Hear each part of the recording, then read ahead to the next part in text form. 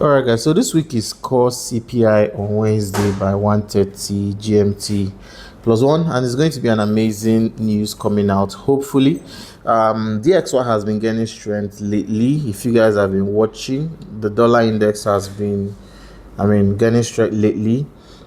Since for the past, I think, 2 weeks now. This is the third week.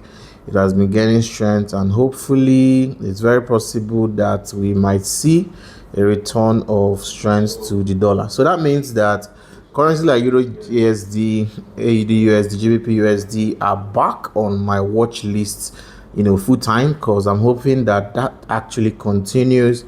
Trump has a scheduled trip to Egypt. Is it Israel now? I think. I don't know, one of them though. This week, if not today. I don't know what the outcome of that will be in the market. You get after that meeting. I don't know what the outcome might be in the market, but however, for now, we're hopeful that US dollar keeps gaining strength. So for now, let me show you guys the currency pairs I'm looking at for the week and tell you guys what I'm expecting. So first of all is Euro USD, obviously, because Euro USD has turned to a downtrend. Lately we saw the first break of this structure.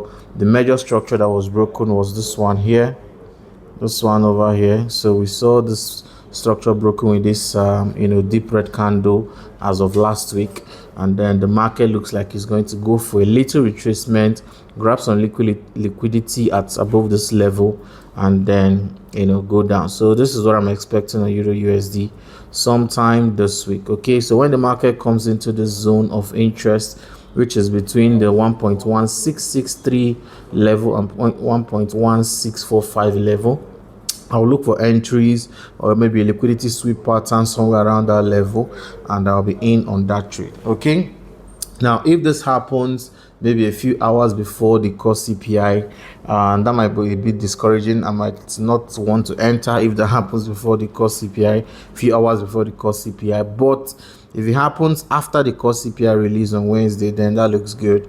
Then I'll be going in on this trade on Euro USD. All right, so let's look at AUD USD. AUD USD is another currency pair I have my eyes on for the week. So if you look at a daily time frame, you see that the market is headed towards this zone here at this 0.6433 level. So we might see this market fall all the way down to this level, and it's already giving us signs that would actually happen. So what am I expecting now? I just want the market to give me a cover, a full mitigation of this fair value gap here. I'll be good for entry.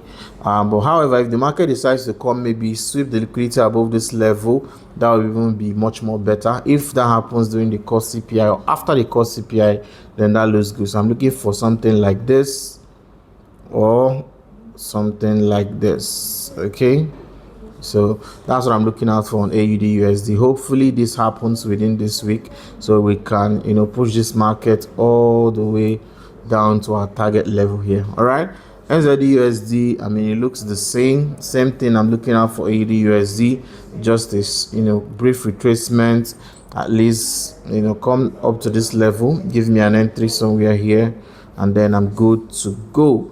Now EURCHF is another currency pair on my watch list, but before I tell you guys what I'm expecting on EURCHF this week, there's something I had on my mind within the weekend. I said I'll talk about on Monday, which is today. So let me just go ahead and say something about it, because almost on a daily basis I see a lot of traders complain about losses, how they are not able to get over losses. Some have quit trading because of losses. So I said maybe this Monday, I'll just tell you guys how to actually deal with losses. First of all, you need to understand that what you call success in life is a combination of wins and losses.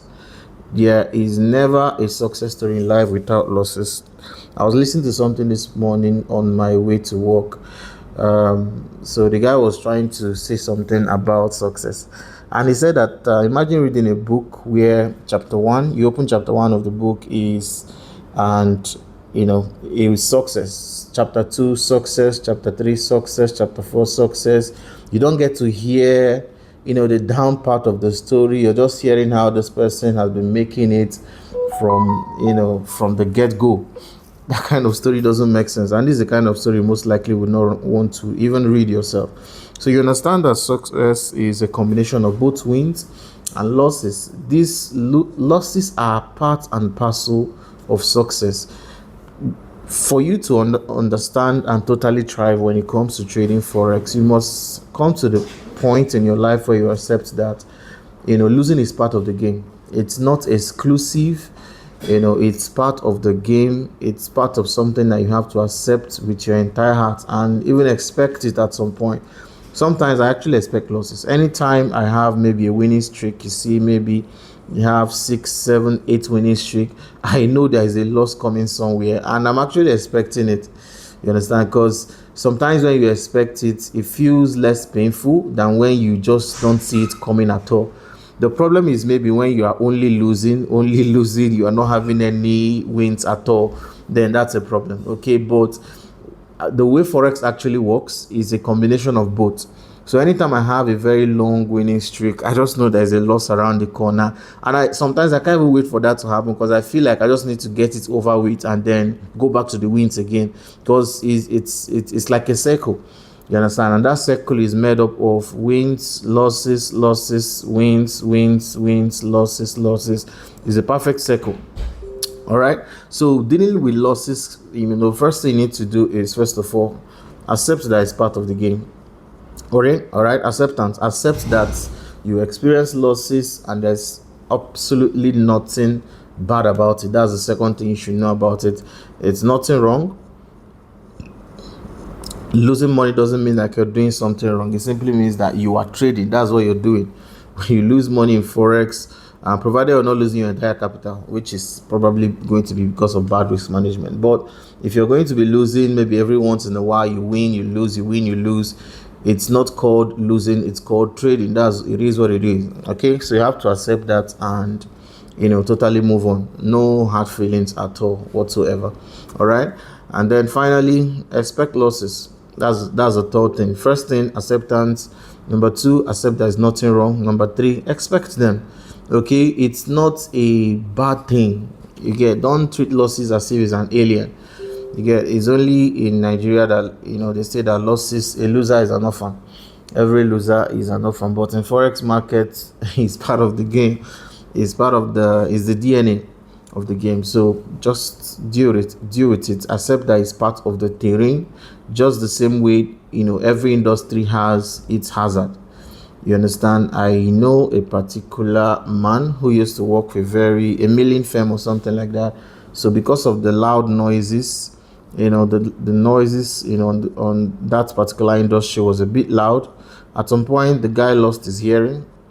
He stopped hearing because he went like deaf, and that was him, and many of his other colleagues also suffered the same fate. They all started going deaf gradually at some point. That's like, of course they were making money because now they are being paid to do what they are doing, but that's part of the hazard. That's part of the hazard of the business. So every business has a hazard to it, every business whatsoever. And unfortunately, and even very fortunately in forex, losing is part of the hazard. Okay, you win, you lose, you win, you lose, but just make sure that every time you win more than you lose. That's simple. Don't take it personal, whether it is losing a prop firm, whether it is losing your personal account, regardless of how the losses come. Accept it as part of the business and just move on. Okay, just minimize. Don't repeat the same reason that cost you a loss twice.